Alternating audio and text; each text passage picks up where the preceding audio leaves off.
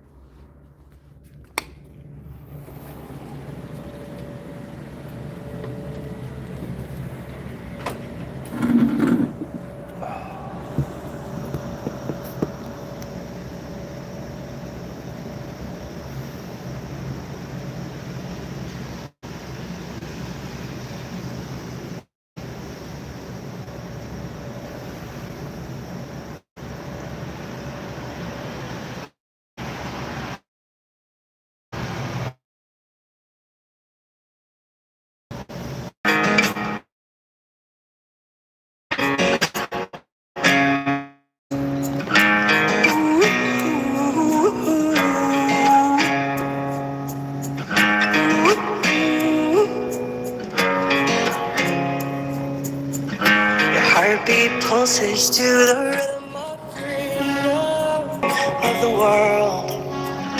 Your voice an echo ever calling me to come and know myself in this place unexplored. You've been a light in darkened places. Teach me what grace is and to trust in the soul I've become. Oh, the magic of you and your heart's many faces, teaching to me my own wisdom. You said, bring your intensity, bring your shit, bring all of yourself to me. I have the space. Bring beauty and bring your love. Bring all of yourself to me. You are already enough.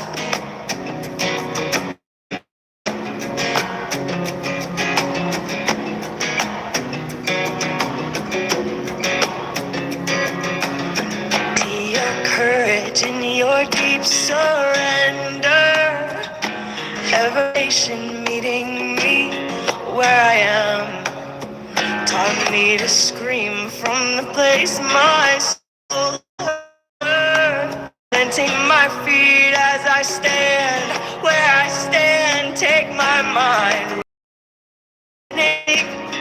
telling me I'm worthy. Hand on my back as I speak what I need. Oh, the magic of you. So wild and sturdy, showing the world what it means to be free. And you said, bring your intensity, bring your shame, bring all of yourself to me. I have the space.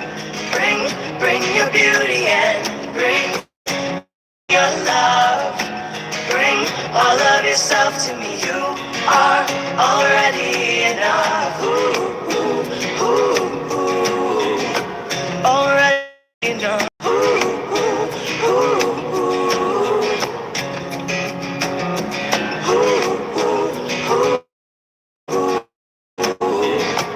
Already enough. Already enough. Already enough. Bring your intensity. Bring your intensity. I want you to bring all of yourself to me. I want you to bring all of yourself to me, all of yourself to me, all of yourself to me. Bring me all outside your grief and your pain. Bring me all of your anger and all of your shame. I want all of you. I want every piece. I want you to bring all of it to me. I want you to bring all of yourself to me. I want you to bring all of your to bring all of yourself to me, all of yourself to me, all of yourself to me. Bring your intensity. Bring your shame. Bring all of yourself to me. I have less space. Bring your beauty and bring your love. You are already enough. Already enough.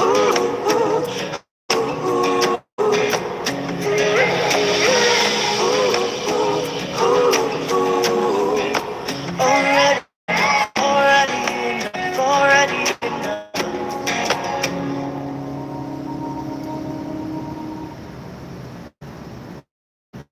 Yeah.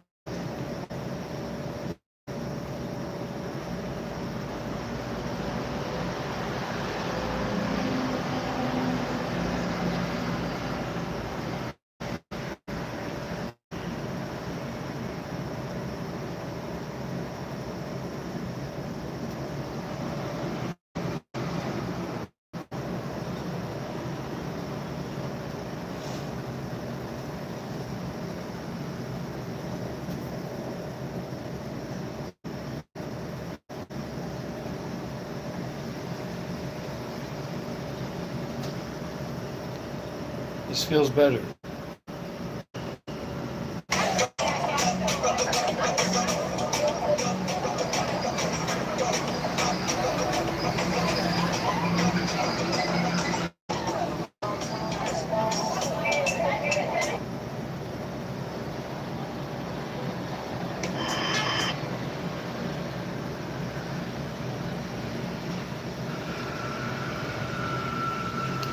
Any questions or comments?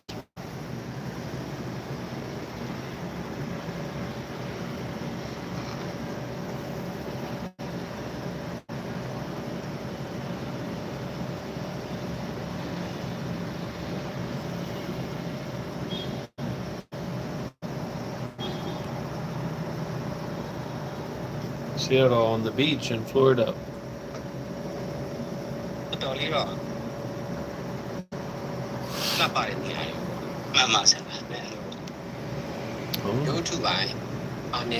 Synced up.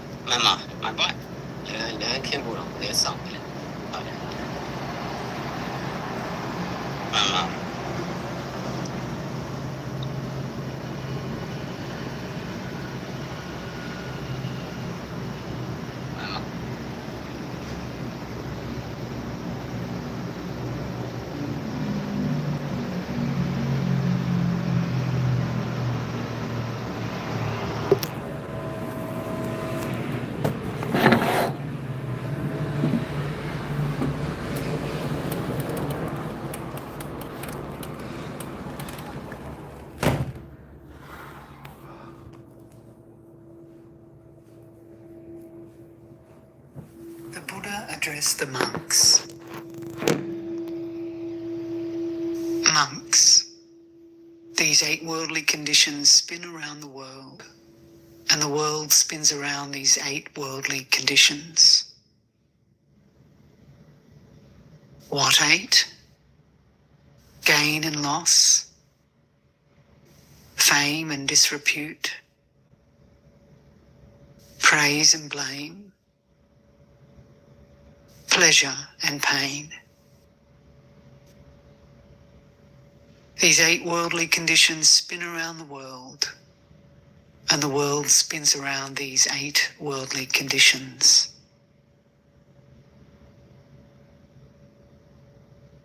An unlearned, ordinary person meets with gain and loss, fame and disrepute, praise and blame, pleasure and pain.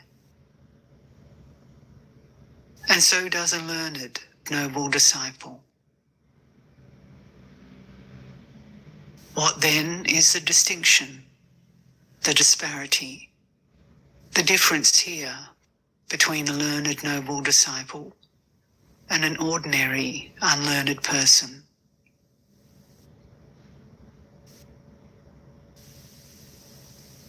Lord, our teachings are rooted in the Blessed One.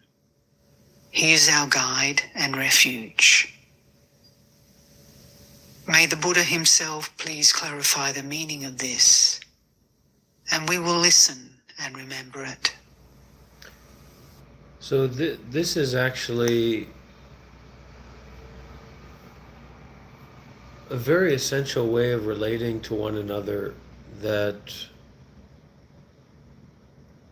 has been taken over by capitalism and also by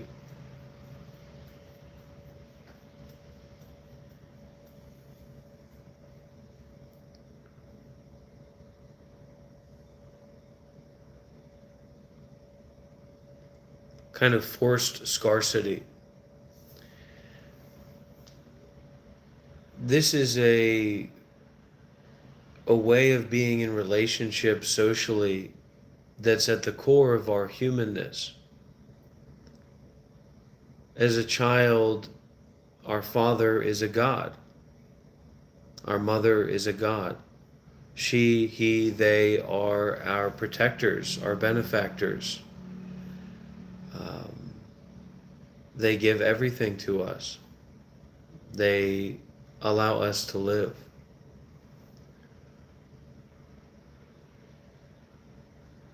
When we bring up this dynamic of being in relationship with one another outside of money, there's a real bad taste that we have in our mouths about that. Like seeing our guru or our teacher as the blessed one, or the essential one, or the vital one.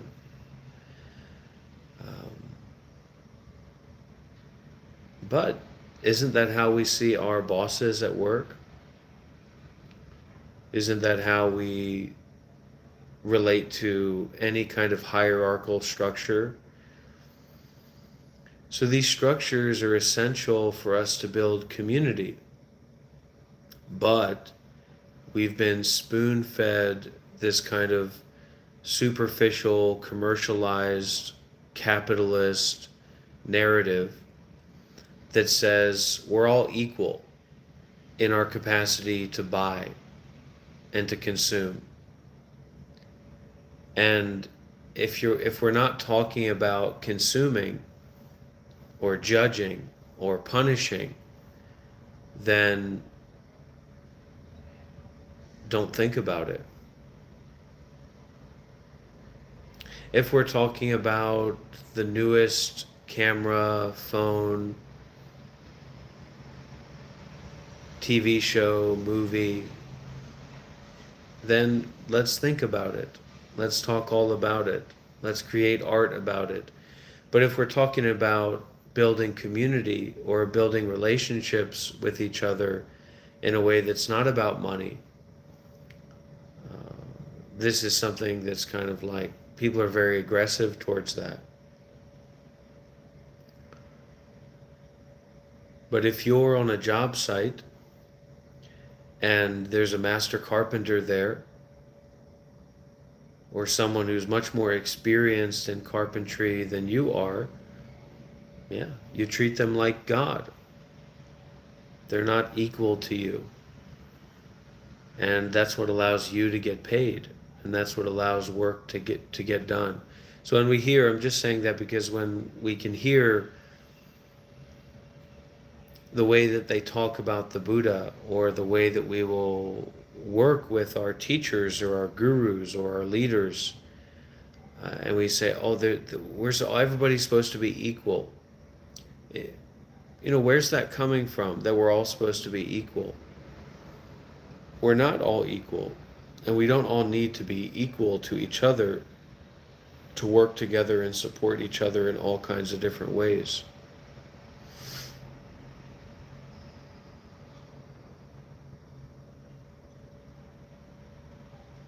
So it's an ongoing conversation with those people who are willing to show up and put in the work on different job sites, different projects, different intentions, different directions all around the world. It's not just one particular thing. It's not just your vision. It's not just my vision. It's not just my way of doing things. It's not just your way of doing things. And then we collaborate with the people that we feel share our vision or share our direction, share our heart's intention. And, I guess we say we go to war with those people that don't share our vision, but actually, war is not a good way to live. War is full of rape, torture, murder, and all kinds of horrible things that are unnecessary in this post-scarcity world that we find ourselves in. The scarcity is just assumed up. It's a created scarcity. It's not actually real. There's no real scarcity. There's no real lacking of anything that's needed. Everything that's needed is already here. There's nothing that we need that isn't already here.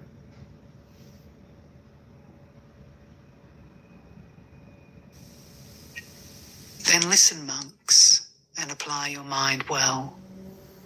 I will speak.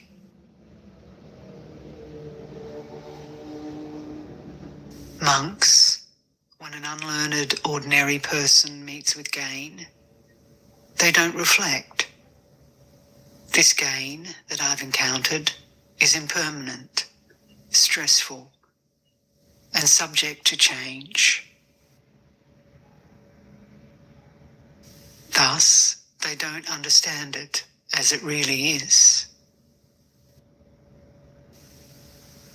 And so too when they meet with loss or fame, disrepute, praise, blame, pleasure, or pain. They don't reflect. This condition that I've encountered is impermanent, stressful, and subject to change. Thus, they don't understand it as it really is. So gain obsesses their mind, and loss obsesses their mind. Fame obsesses their mind, and disrepute obsesses their mind. Blame obsesses their mind, and praise obsesses their mind. Pleasure obsesses their mind, and pain obsesses their mind.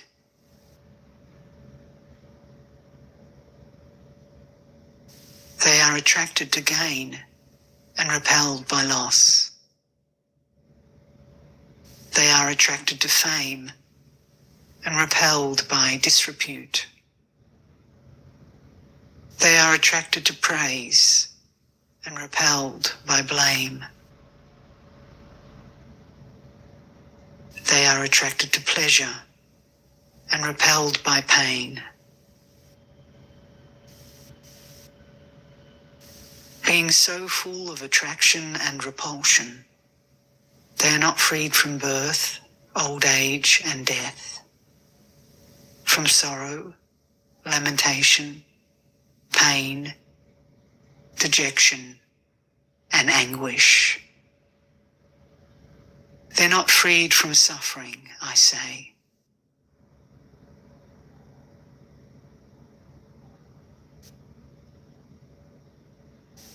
However, when a learned, noble disciple meets with gain, they reflect.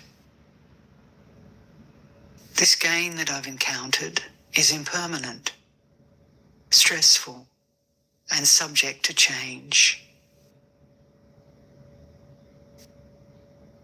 Thus, they understand it as it really is. And so too, when they meet with loss, or fame, disrepute, praise, blame, pleasure or pain, they reflect. This condition I've encountered is impermanent, stressful, and subject to change. Thus, they understand it as it really is.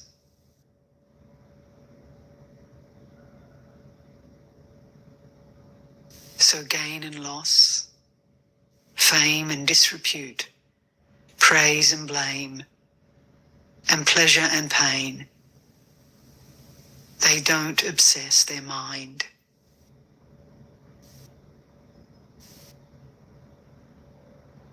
They don't favour gain or oppose loss. They don't favour fame or oppose disrepute.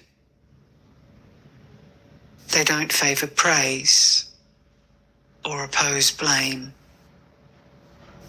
They don't favour pleasure or oppose pain.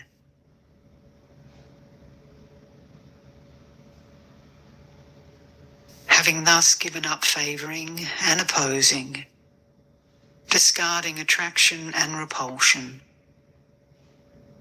they are freed from birth, old age, and death, from sorrow, lamentation, pain, dejection, and anguish.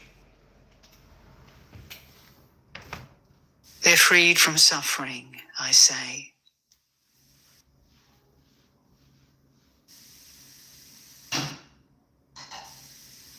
This then is the distinction, the disparity, the difference between a learned noble disciple and an unlearned ordinary person.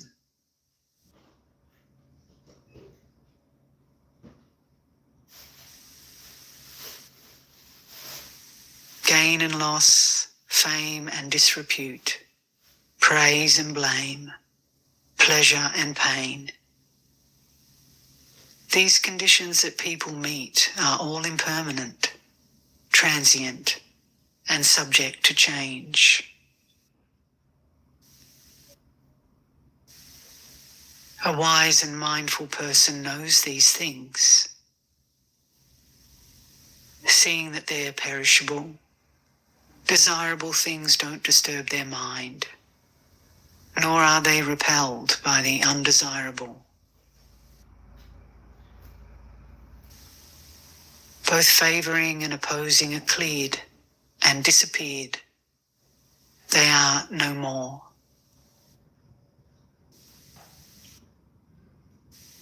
Knowing the stainless, sorrowless state, they understand rightly and have gone beyond becoming to the further shore.